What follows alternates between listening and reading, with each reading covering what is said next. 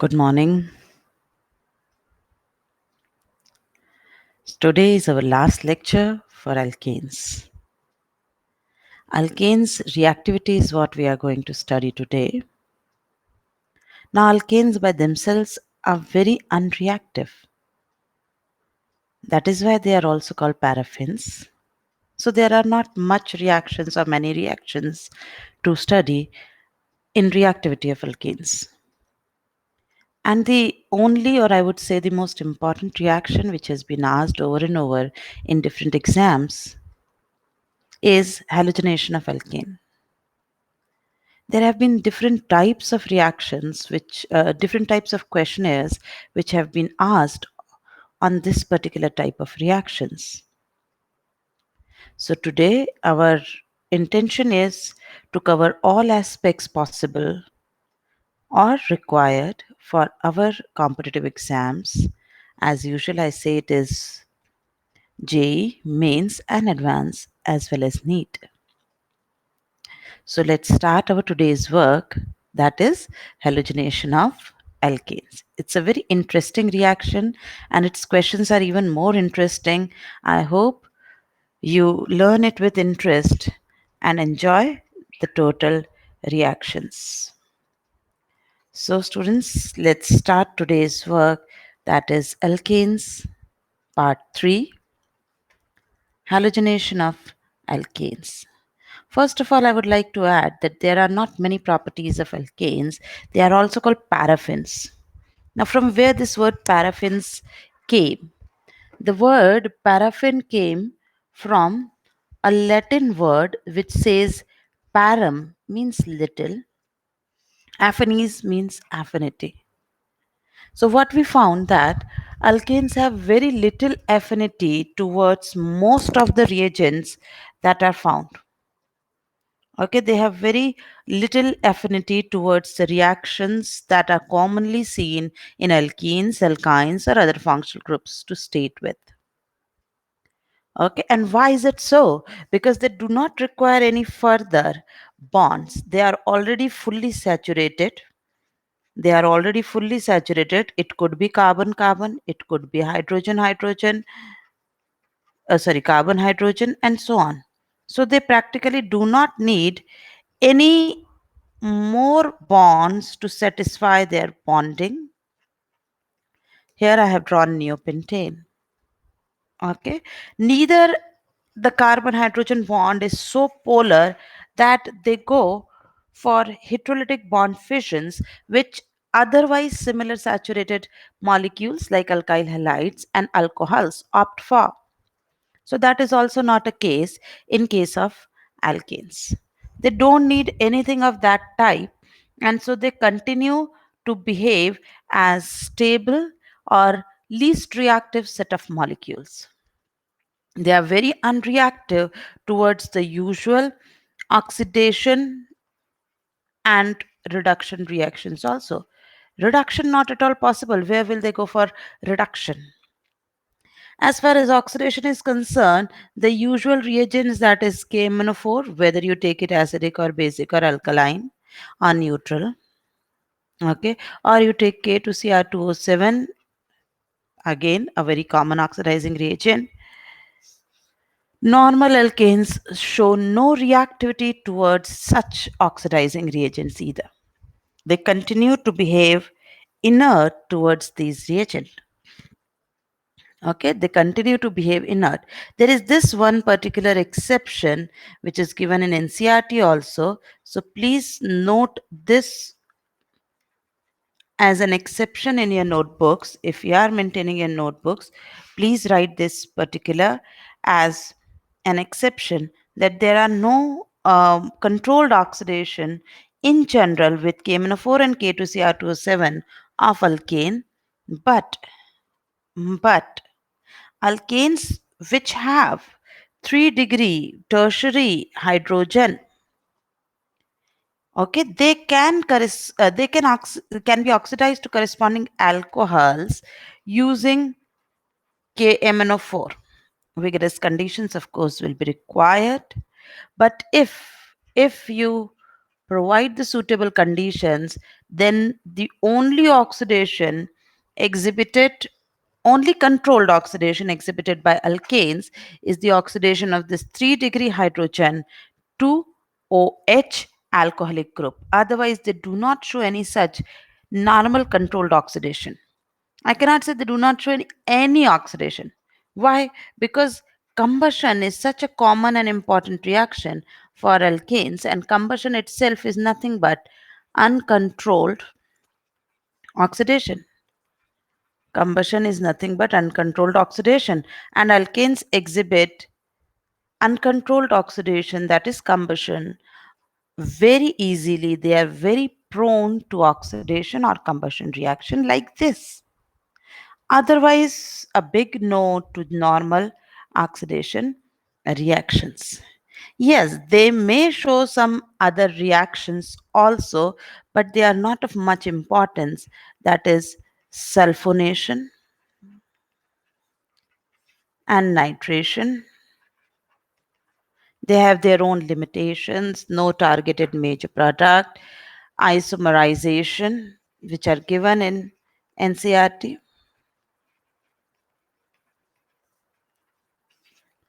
and aromatization.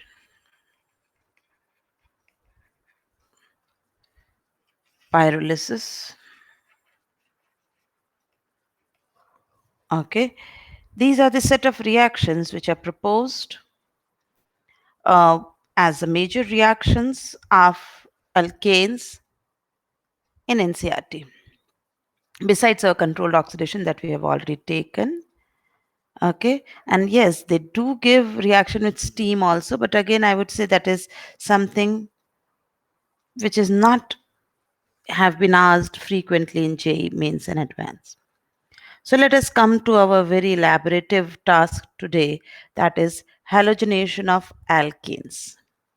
Now, what do we mean by halogenation of alkanes? So I have written a reaction over here that assuming methane to be starting material, if I react it with some halogen molecule, for example, I have taken chlorine, and I react it in presence of photons, photolytic reaction we are using to exemplify. Yes, we can have the same reaction thermolytically also at high temperatures, 300 to 500 degrees centigrades.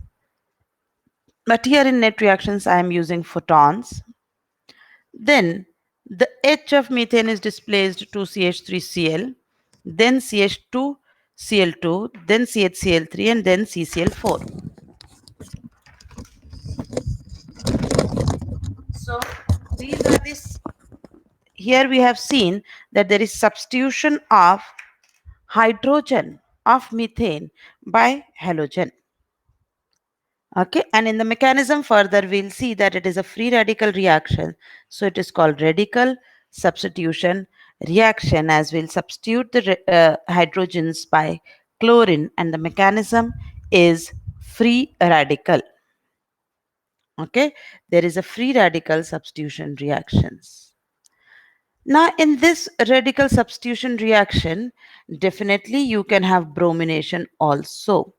For example, if I had Br2 like this, and either you go by photon or you go by high temperatures, heat, in bracket I'll write high temperatures, then you can have a similar set of reactions with CH3Br, CH2Br2, CHBr3, and CBr4 as product. Okay, yes, we can practically have to certain extent. This is also reversible. This is more reversible. CH3I plus HI. Here parallelly HBr is formed. Here parallelly HI is formed. We'll talk about this later. And if I want to do the same reaction with fluorine, again similar set of products. Okay, that is CH3F, then CH2F2, then CHF3 and CF4. But what is found that fluorination is explosive. Fluorination is explosive. It is very, very impossible to study fluorination.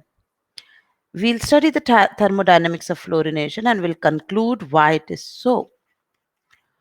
Chlorination is irreversible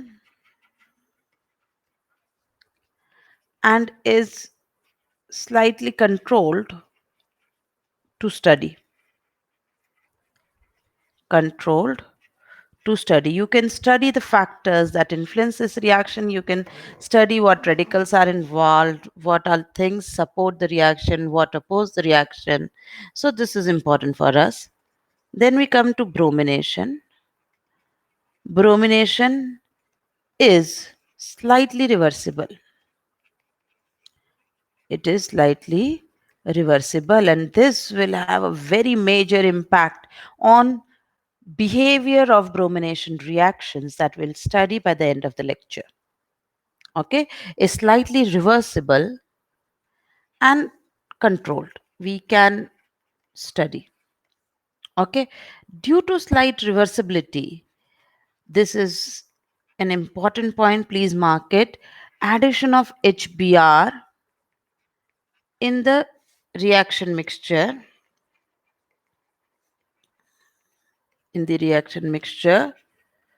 slows the rate of bromination. If we add HBr in the reaction mixture, there is definitely an observation that the rate of bromination will slow down. This is an important observation. It has been asked in certain exams, so let us mark it.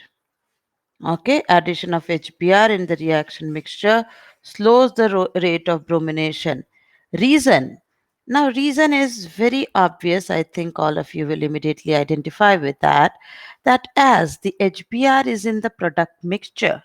So, if I'll add HBr in the container where reaction is taking place, then due to Le Chatelier principle, as I'm adding the product, the reaction will go backward. So the rate of bromination will go down. Okay, so in bromination itself, reversibility has played importance. So in iodination, where it is highly reversible, it will definitely become very difficult to manage. Okay, it will become very difficult for us to manage or to improve the yield of iodination. So, to improve the yield of iodination, which otherwise, let us first write what is observed in iodination. So, iodination is found to be very slow. Iodination is found to be very slow. Okay, highly reversible. Highly reversible. It is found to be very slow. It is highly reversible and poor synthetic importance. Poor synthetic importance. It is not a good reaction to prepare the preparation of to prepare the iodoalkanes from alkanes. Okay. To improve the yield, अगर हमें थोड़ा बढ़ाना है yield, थोड़ा better करना है, to improve the yield, reaction is carried out in presence of in presence of mild oxidizing agent. Mild oxidizing agents like HiO3, HNO3, HGO, etc. Now, I said mild oxidizing agent. Why mild? Why not strong? See, in product, Hi is formed. If I take HiO3 or HNO3, what they do is they convert this Hi to I2. Now I2 is our reactant for the reaction and this is the product of the reaction. So if I use a mild oxidizing agent which convert HI only to I2, I will have a double impact on the rate of my reaction. By same Lee-Chatelier conditioning, I'll have a double impact. How will I have a double impact? I am removing the product, I'm adding the reactant, so thereby improving the reaction to much better yield. So this reaction is carried out in presence of mild oxidizing agents like HiO3 or HNO3, and their purpose is to convert the HI formed as a byproduct into iodine. Okay, so this is how we somehow take care of iodination also. Correct? But why this was reversible and why such observations were made, that we'll study after say 5-7 minutes in thermodynamics of this halogenation reaction. First, let us go to mechanism of halogenation reaction, and again we are taking example Cl2 is the halogen. We are again exemplifying our general mechanism with Cl2 is the halogen and methane is alkane. Taking these as an examples, the first step that is observed is whatever the radical initiator, it be heat or it could be photon. First step is to break the halogen-halogen bond and generate the radicals.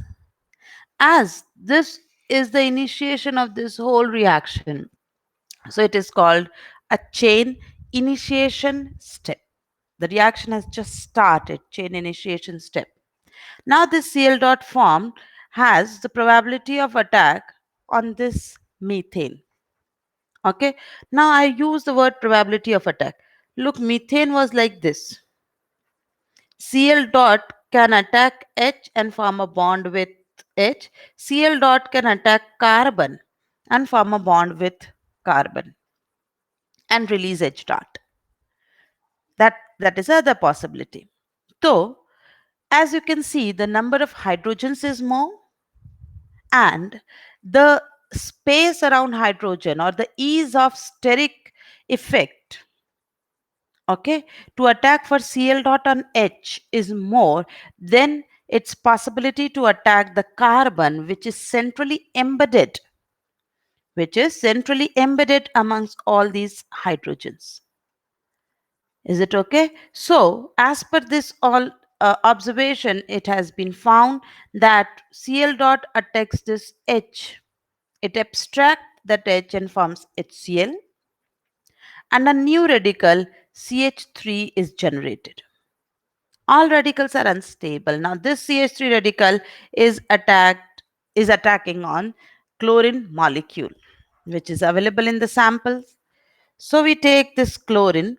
Now there is no possibility of any other site of attack. It attacks Cl, forms CH3Cl, and CCl dot is created. Now, if you observe, the product of the second step is the reactant of first step. The product of the first step is the reactant of second step. So the reaction is going on a loop. If first reaction happens, it forms a reactant for second. If second happens, form first, then second, then first, then second.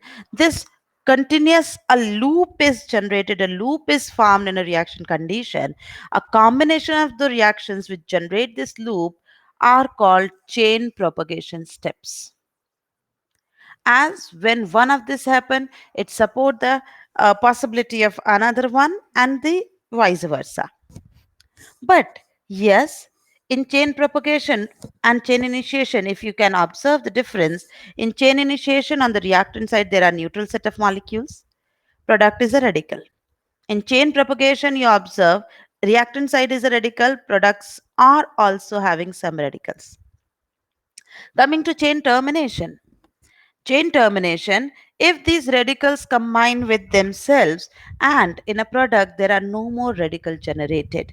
So I can have four types of such reactions, say Cl dot and Cl dot combining forming Cl2.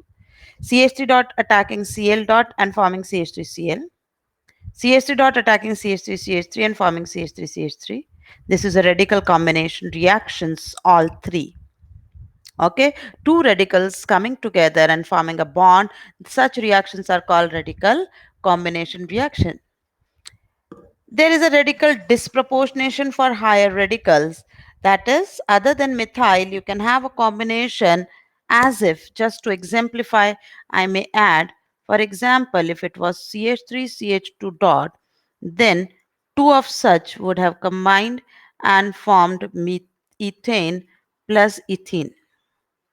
So yes, there is a possibility of radical disproportionation, but a common feature that in the product there is no radical generated.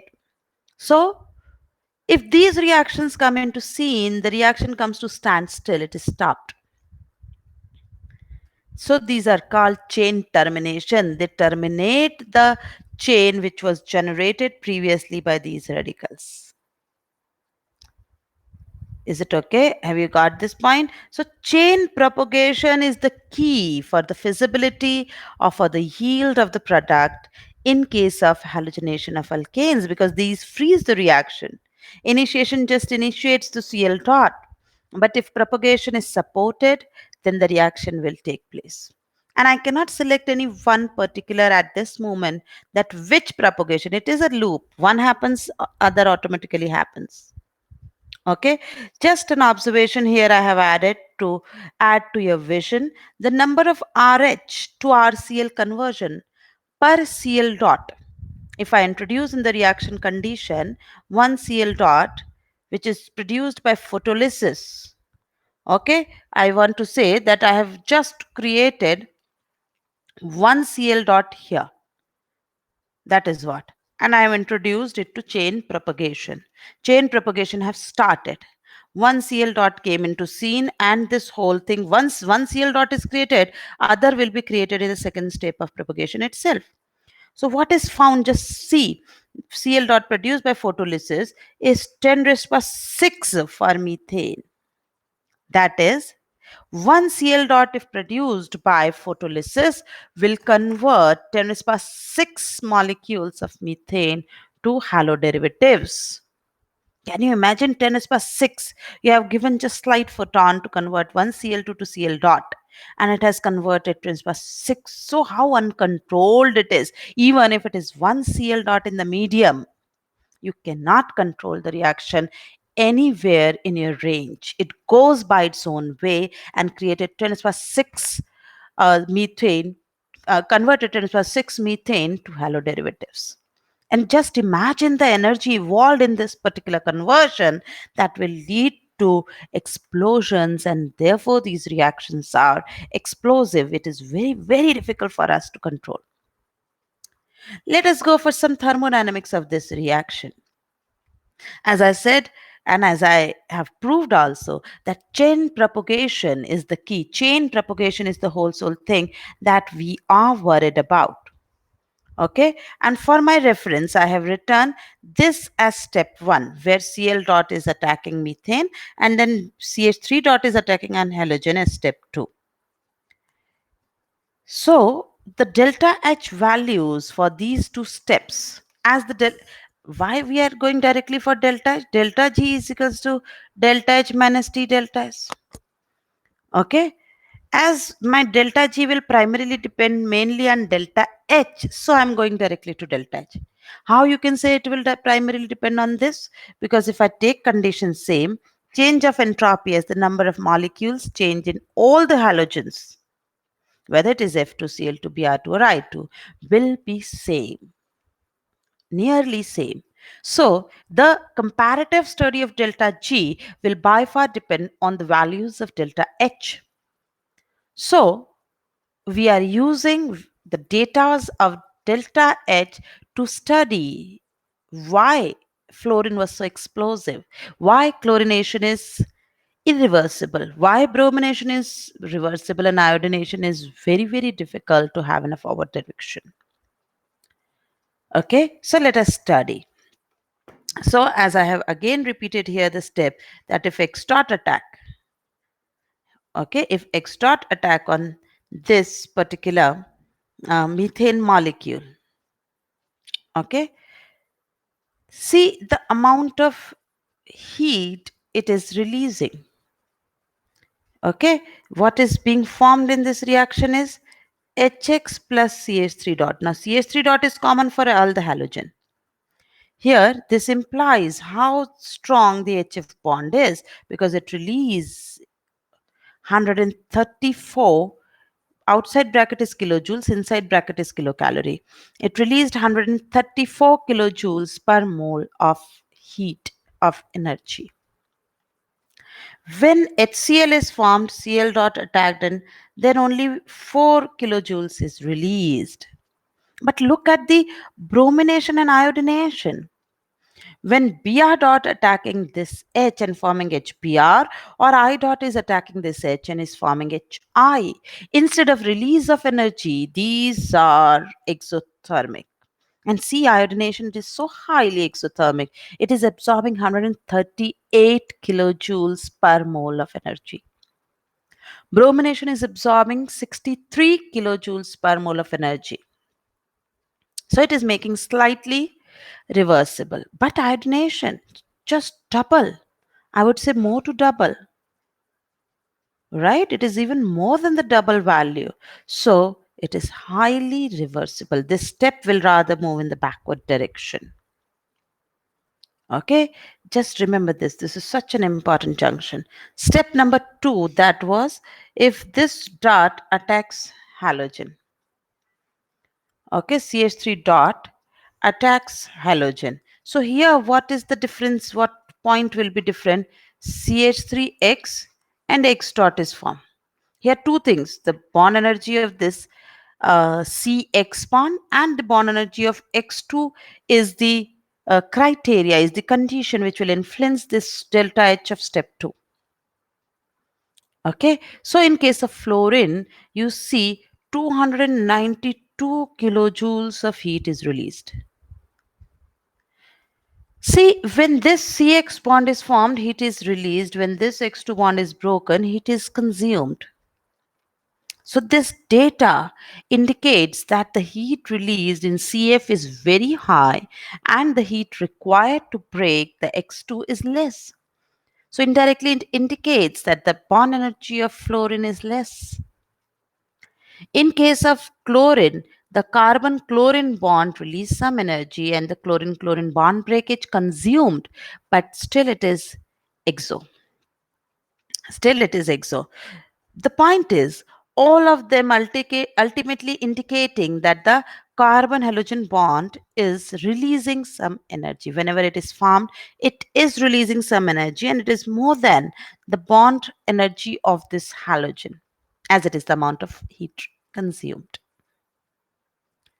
Okay, but if you see the overall net impact of what we have just written here, what we have just observed is that it is very difficult, it is almost impossible. Okay, it is very difficult for iodination to happen in a forward direction. Okay, whereas fluorination on the other end is very reactive and it is difficult for it to be stopped.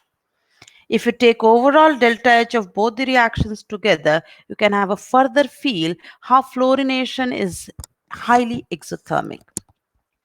This will justify our 5 minutes back discussions that which reactions are reversible, how to control them, how to study them. Okay. Coming to a potential energy diagram for chlorine dot taken as an example. Again, I am taking chlorine dot. As I have told you, it is easier for us to study chlorination and it is irreversible. So, if you see the activation barrier for Cl dot attacking CH, okay, for Cl dot attacking CH is slightly is having a will require more energy, okay, as it releases only -4, whereas this releases much large values of heat. So this is more spontaneous than this one. Okay, so this is the difficult step. So out of the two, we are more bothered about the ease with which the radicals of R dot will be formed. The difficult step out of the two steps of chain propagation steps were two. In one, we were having, let me repeat, we were having attack of X dot on neutral alkane, generating HX plus a new radical dot. Step 2, this radical dot attacking halogen, forming alkyl halide and X dot.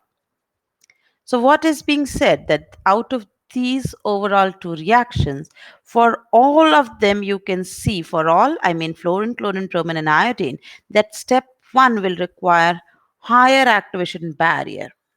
As a result, to control the feasibility of this reaction, we are now more bothered about the ease with which the carbon radicals could be created, could be generated. That will decide whether the reaction is going to be fast or slow.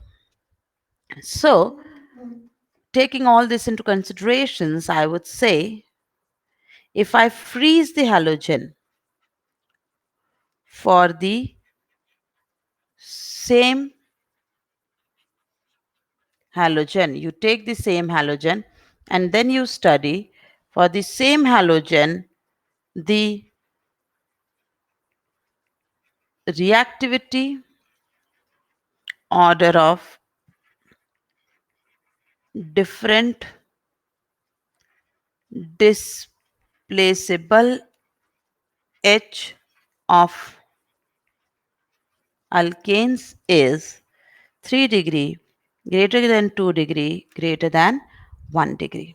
It is easier to remove a 3-degree hydrogen as the activation barrier for removal of 3-degree hydrogen will be less. Do you agree? Because it will form more stable 3-degree dot as compared to 2 degree and then lastly the 1 degree.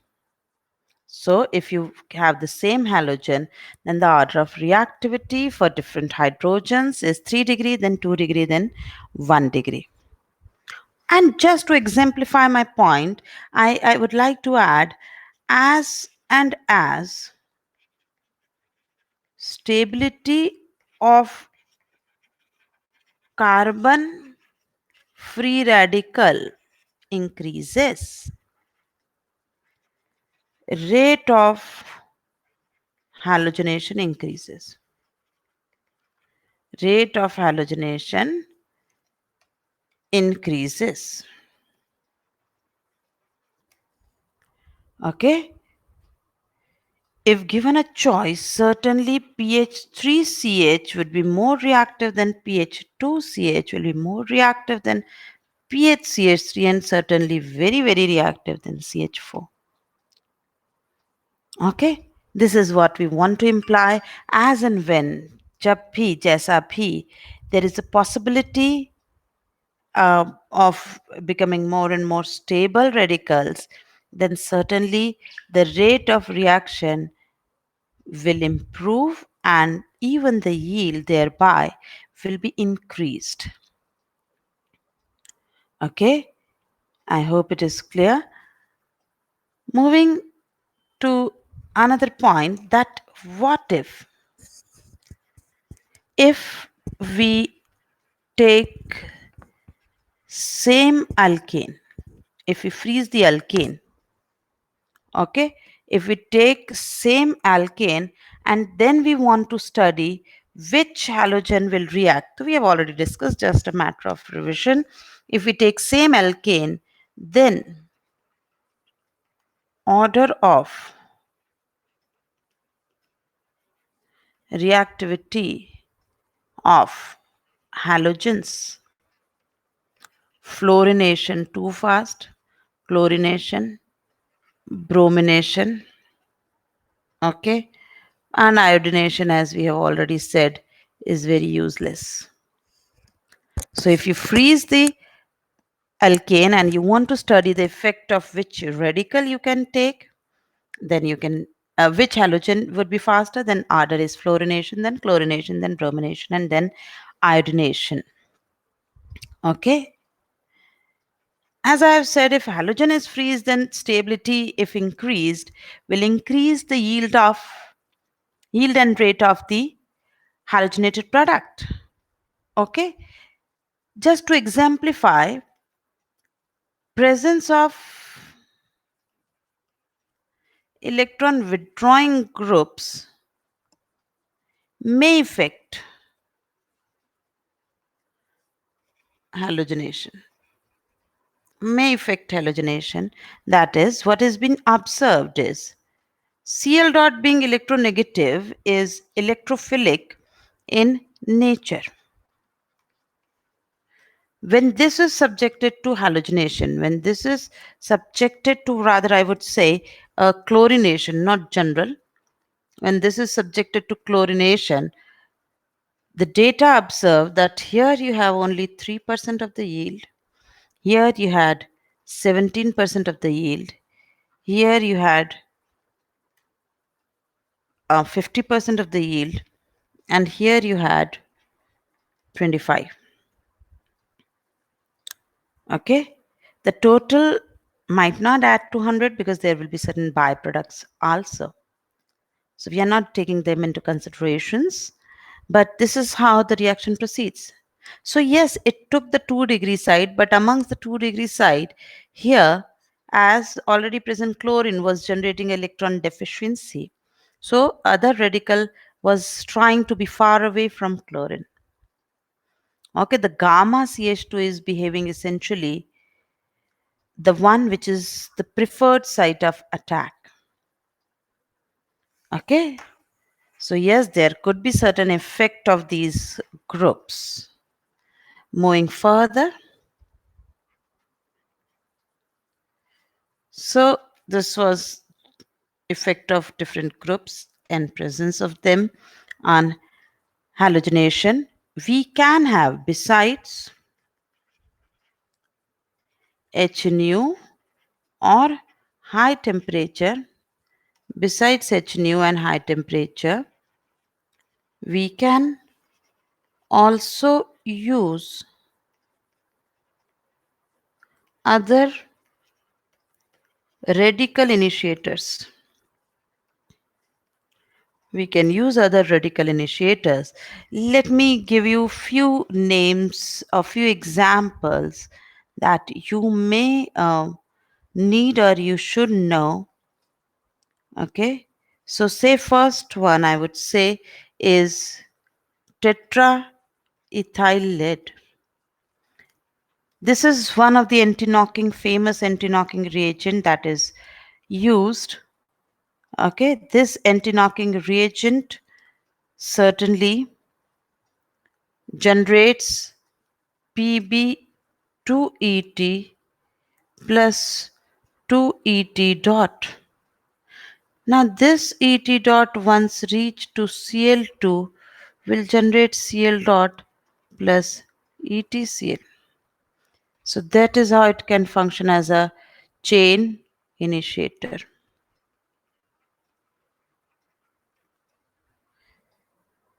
Is it okay? You can have another initiators also.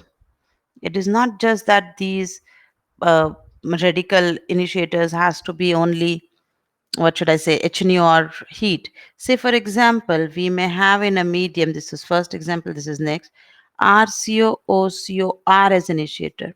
Then slight heating will generate 2RCO O dot, which will generate R dot and CO2. And once this R dot is there, it will start generating RCl and Cl dot, and the process will start. Okay, there is this one less used, but yes, there is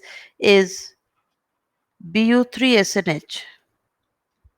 Okay, Bu3SNH is one of the radical initiator which is there, which is used, but it is usually for reverse of halogenation. It is usually used, exemplified in reverse of halogenations. For example, if this is taken and you have a same molecule, whatever you can have, just an idea that if there is OMe and if there is bromine, then this particular absorbs HBr and generate Bu3SN dot. Okay, and it generates Bu3SN dot. And or sometimes it is even taken Bu3SNH directly in presence of HNU generate Bu3SN dot and HX. Overall, this Bu3SN dot, Bu3SN dot attacks next molecule of such molecule. It forms Bu3SN, okay, Bu3SNX, and a new radical being created.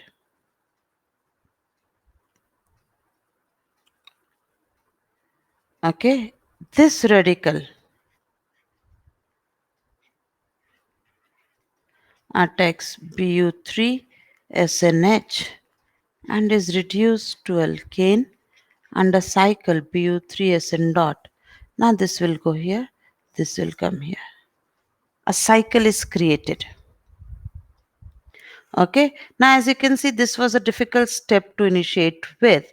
So for this step, a famous initiator, AIBN, which is azo bis iso butyronitrile, is used. Its name is very big. Azo A bis isobutero I and B isobutero nitrile N is used. What is the structure of this molecule? CN, nitrogen, CN. When you heat it around, say 70 degrees centigrade, roughly, not specific, this molecule breaks from here. So there is liberation of nitrogen gas, and we'll have two molecules of this radical. Now this radical will help us to have chain initiation from Bu3SNH.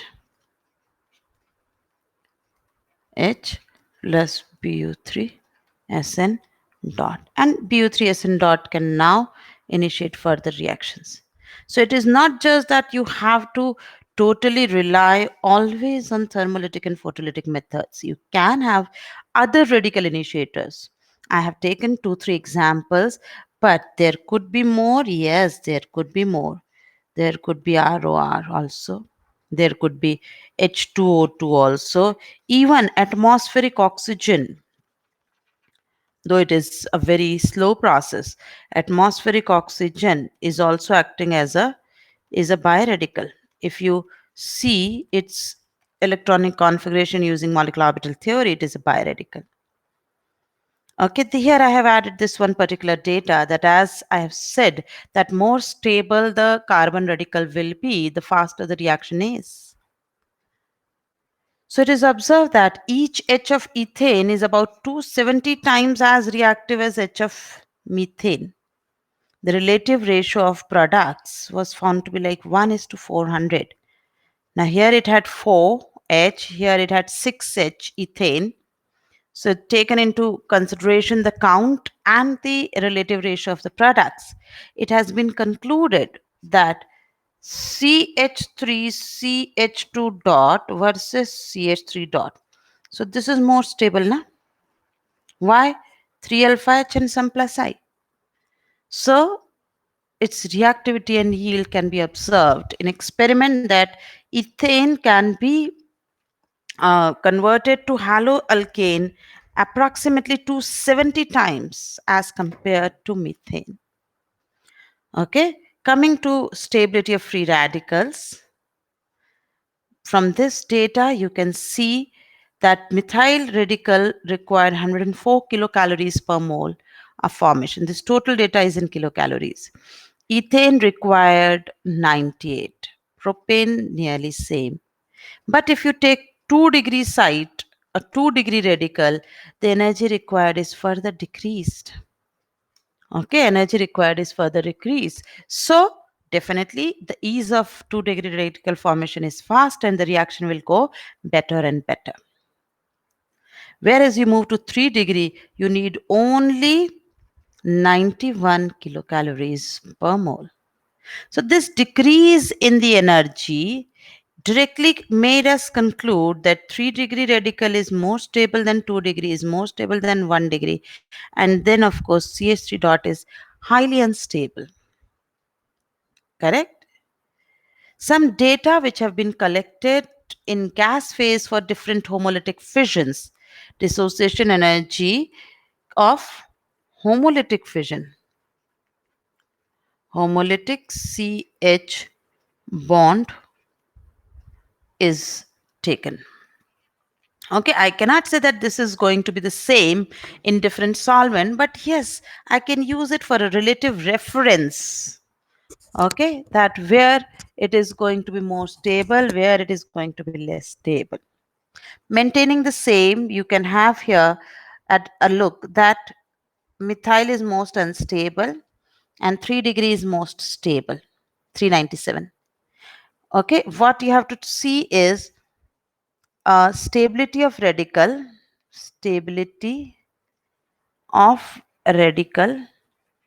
will be inversely proportional to bond energy of CH bond. High this value, less will be the stability. So this radical is unstable, then comes ethyl radical, then 2 degree, then 3 degree. See this. Okay, you can clearly identify why, because sp hybridized radical, sp2. Okay, and similarly this one. Allyl versus benzyl is an important junction. This indicates that allyl radical is more stable than benzyl radical. Okay, allyl radical is more stable than benzyl radical. What is this? What structure is this? This is an aldehyde structure and we are talking about this bond fission. Okay, see this bond fission 364 and 397. So these particular unexpectedly are much more stable than even a 3 degree. Okay, they are more stable than even 3 degree radical. What are these? Let me give you an insight. C H M E H. This bond is targeted. C N CH2H, alpha to cyano, alpha to carbonyl. So this is beyond my lecture's scope today. Otherwise, I would have discussed why these are so very stable. But the conclusion I would like to make, adjacent functional group appears to weaken CH bonds. Radicals next to carbonyl, nitrile, or ether functional groups are centered on a carbonyl carbon atom. See here, are more stable than even tertiary radicals. Please remember this, that they are even more stable than tertiary. It appears as if anything that would stabilize an anion or a cation both will stabilize a radical. Electron withdrawing group, yes. Carbonyl alpha, cyano alpha. Electron donating group, yes. You can see the alkyls with hyperconjugation and the resonance conjugated systems. All these things stabilize our radical. Okay, so there are so many factors which stabilize our radicals. Okay, next we move to stereo or effect of what should I say, product kaise banenge if I start with a chiral center. So this whole thing, that what will be the type of isomerism, optical isomerism or GI isomerism I could obtain in the product if a reaction proceeds through radical. Well, radical is either sp2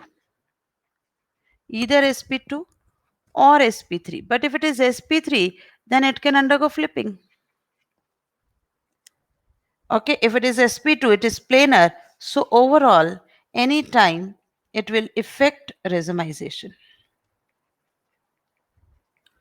It will affect racemization. So if any chiral center is formed, as a result of halogenation, then it is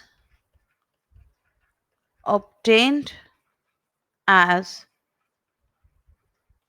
racemic mixture. If any chiral center is formed as a result of halogenation, then it is obtained as racemic mixture. Now, this point I would like to elaborate a little. What am I saying? For example, if a question is asked that CH3CH2, CH2CH3 is subjected to monochlorination, how many products will be obtained? So I will have CH2Cl, CH2CH2CH3. I will have CH3CHCl, CH2CH3. Position wise, I will have only two. Structural isomers are only two. But I'll report that three products are obtained. How will I report these three products are obtained? Because this is a chiral center, so there is formation of plus and minus. Dextro and levo, both isomers will be formed. 1-chlorobutane, 2-chlorobutane will have two products. Favorite question of J, which has been asked 3 times in different languages, is number of monochlorinated products. Okay, again only monochlorinated products were asked. My suggestion to you is always write the product carefully. Please write, do not go just in imagination that yes, here this will be formed. No, you need to have a habit of writing. CH3, CHCl, CH3. So these are my 4 structures. I will have these 4 structures as a product. Okay, now I'll see, is there any chiral center?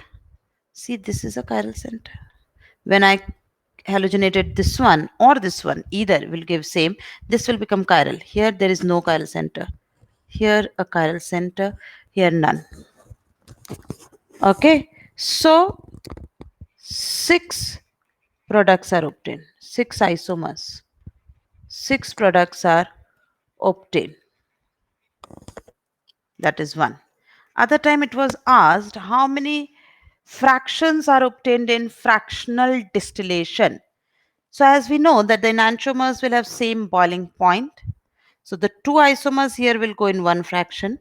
This will go in one fraction. These are different structural isomers. They all will go in different fractions.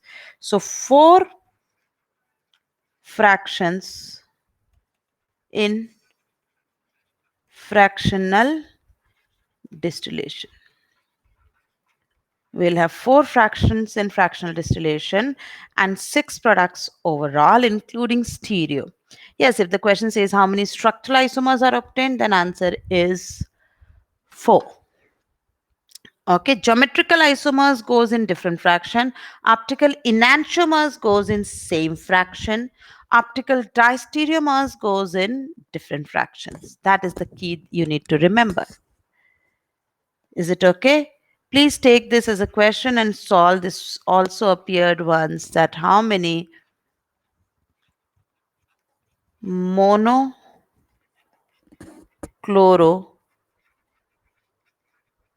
products will be obtained in this.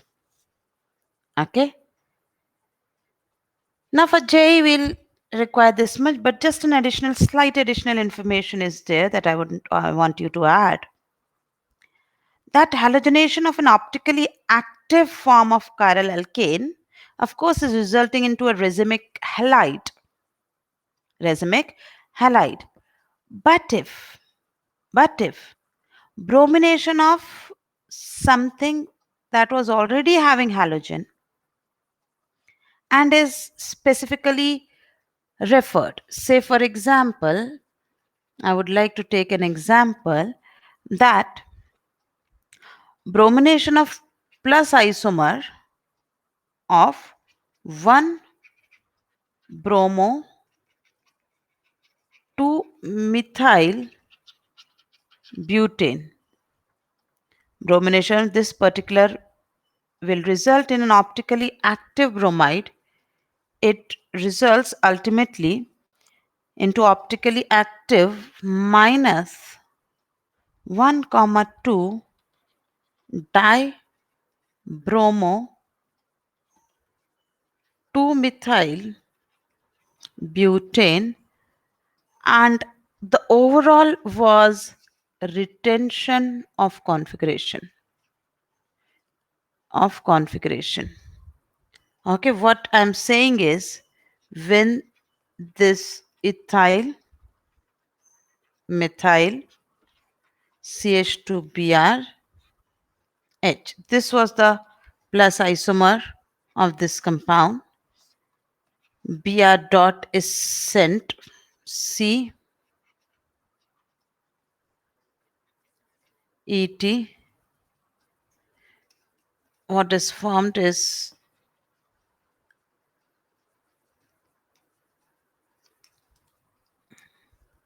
C CH2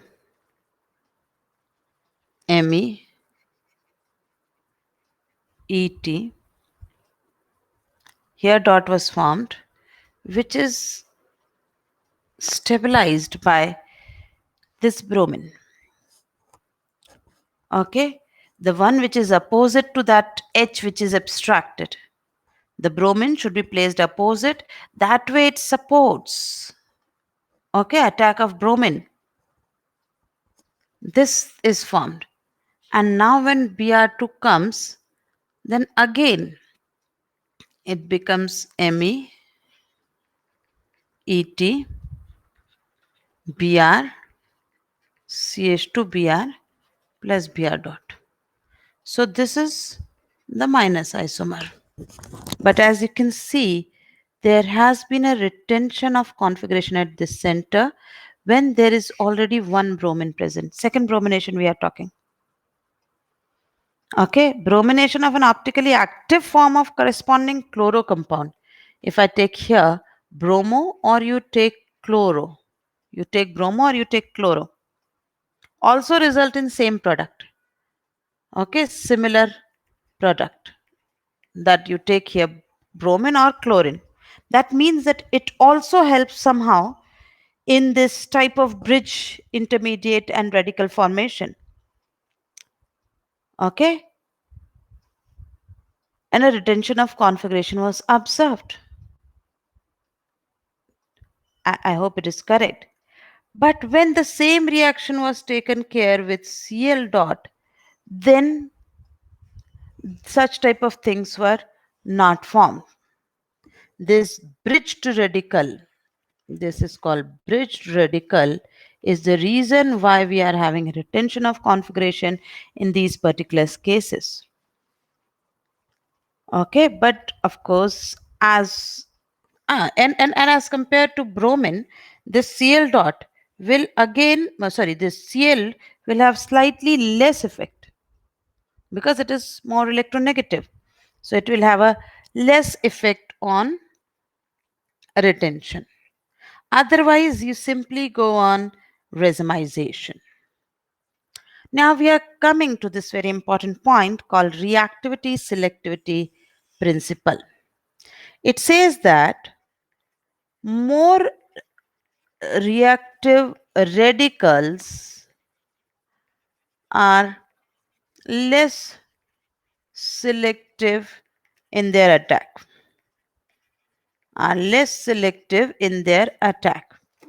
So what I want to say that if I take a same alkane and make it react with Br dot and Cl dot. Why not I dot and F dot? Previously discussed, F dot is not worth studying. It is too explosive. I dot is too slow. So we are ending up with Br dot and Cl dot. So if I take the same alkane and study the product formation and then the distribution, see for example, if I take CH3, CH2, CH3, I do chlorination, I do bromination. In case of bromination, it is formed CH3, CH2, CH2Br, CH3, CH, CH3. The product percentage here, this is 97 percentage, and this was found to be only 3 percentage. Whereas when you talk similar things with chlorine, CH3, CHCl, CH3, this was found to be 55 percentage, and this was found to be 45 percentage. Repeating similar behaviors, if I go to N-butane and I take similar CH2, CH2, CH2X, CH3, CHX, CH2, CH3, when it is X is Cl dot and when it is Br dot. With Cl dot, this is 28 percentage. This is rest. Okay, that is 72. In case of bromine dot, this is 2 percentage and this is 98 percentage. One more example for the similar thing. If I take CH3C, CH3, CH3H, then my two choices are and 3 degree. So if there is Cl dot and if there is Br dot, in case of Cl dot C, this is 64 percentage and this is 36 percentage. Here it is negligible traces and this is 99% say be over.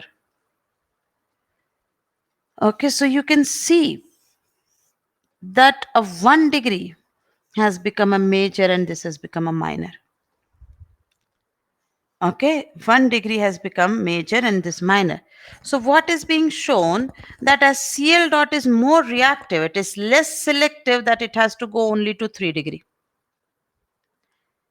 Okay, the number of sites of collision, the probability of collision also plays an important role in deciding what product is formed.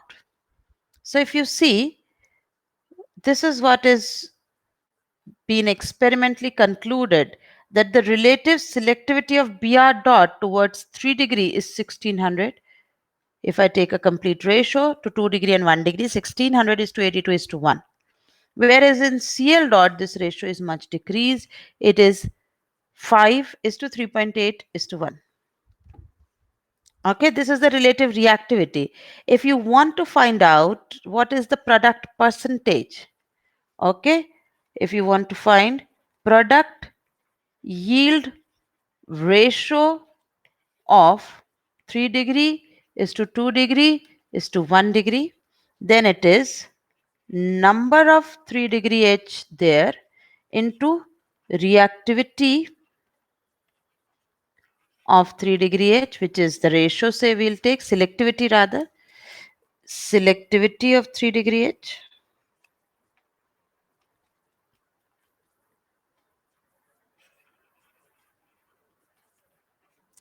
Similarly, number of 2 degree H multiplied by that selectivity of 2 degree H, and then number of 1 degree H into selectivity of 1, 1 degree H.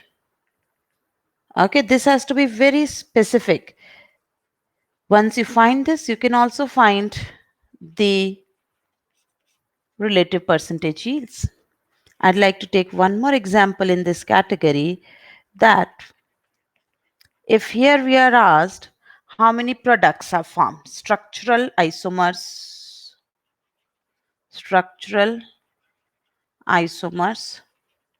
obtained on monofluorination. So answer is certainly 4. 1, 2, 3, 4. What is their ratio? Okay, so for such questions you have to go by IUPAC name. CH2Cl CH3 CH2CH3. It is a 1 degree H, and such H which will yield this product are 6. Okay, so number of H into its reactivity. 6H and 1 degree reactivity for chlorine is taken as 1. How many H will give us this? So there is only 1 H, and it is a 3 degree, reactivity is 5. How many H will give me this? 2H, and its reactivity is 3.8. How many H? Now see, this is also 1 degree, this is also 1 degree, but I cannot club these into same, which is obtained as a major product. I cannot club it into that 1 degree, there are 9 H. They are different types. So be careful about the types. So this is 3 into 1. Now you can see 6, 5, 7.6 and 3. Okay, so major product is CH3, CH3, CHCl, CH3. Just in case if you would have taken all 3 as 1 degree, all 3 CH3s as equivalent, you might would have reported any 1 degree, which is wrong. Okay, so take this as a very important example, that if there are different type of 1 degree H or a 2 degree H, please treat them separately and solve as per that there are so many different H. Okay. Other reagents which can be used for halogenation of alkane are NBS, SO2Cl2, and tertiary butynyl chloride. Okay, NBS is N-bromosuccinamide. In presence of some HBr, it finally creates Br2, and then HNU, a normal bromination will start. Okay. In case of SO2Cl2, sulfuryl chloride, we will have dot Cl, Cl dot, which will further go to SO2 and Cl dot. These Cl dot will function as a radical initiators.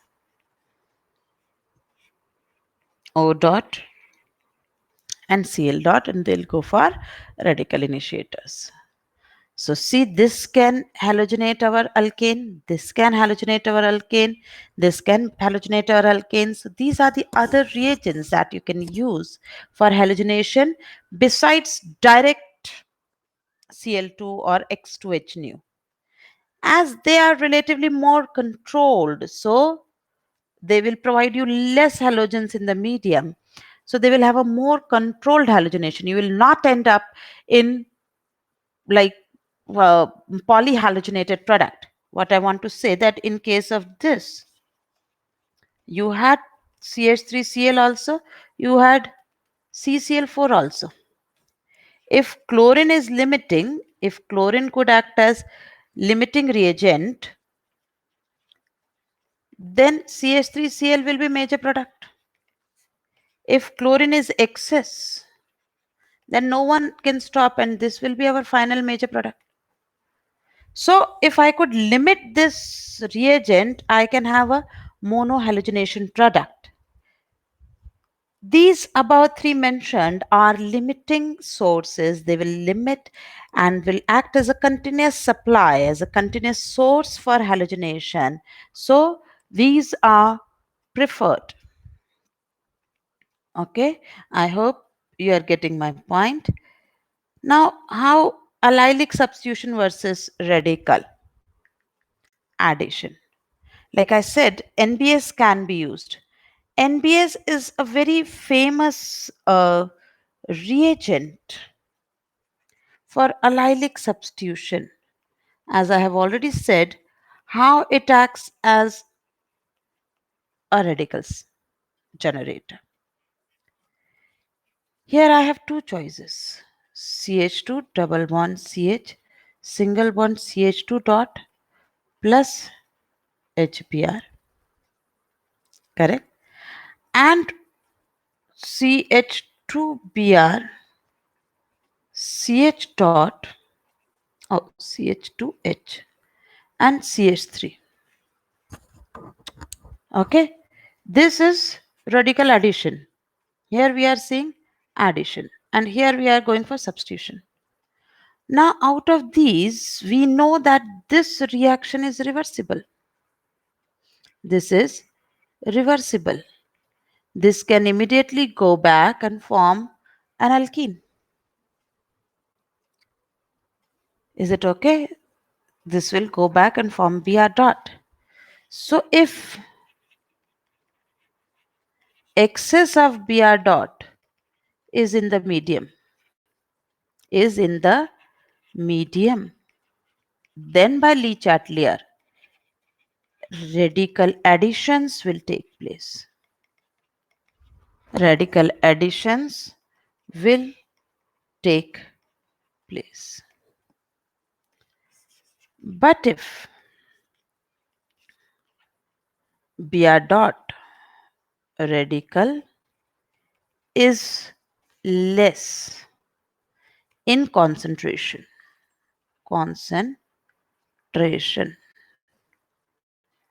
then it will be consumed irreversibly.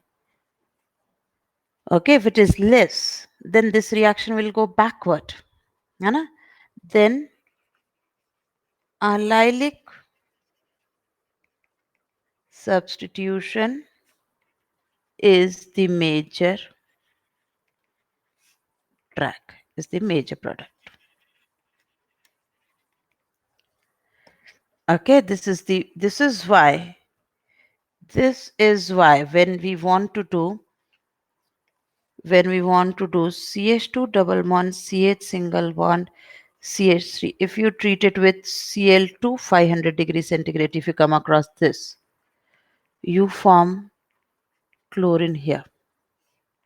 Okay, if you come across with SO2Cl2 or tertiary butynyl chloride, you form same product. NCS, which is N-chlorosuccinide. If you have NBS, then also you form this product. Okay, but if you find HBr, HNU or peroxide plus HBr, then you go for anti-Markovnikov addition, because here Br dot is more. So radical addition take place. Here dots are less, so radical substitutions take place. Okay, I hope this will help you understand why sometimes we are asked to do radical substitution and others we are asked for radical addition. Okay, you can use this NBS thing, this whole thing, for selective halogenation of PHCH3 also. Okay, for here you can have PHCH2Cl with Cl2 at 500 degrees centigrade, with tertiary butyl chloride, with NCS, or with SO2Cl2. Okay, if you want to have PHCH2Br, you have to use NBS. Okay, so this is all that you need to know and revise for halogenation of alkanes. Okay, please go through past questions that appeared for halogenation of alkanes. Also revise the terms fractional distillation because they do ask how many fractions are obtained in a particular reaction on fractional distillation of the product. Okay, so let's end our class today here. Do keep studying, revise your respective notes, and we'll see you tomorrow. Tomorrow we'll start alkenes. Okay, till then, take care.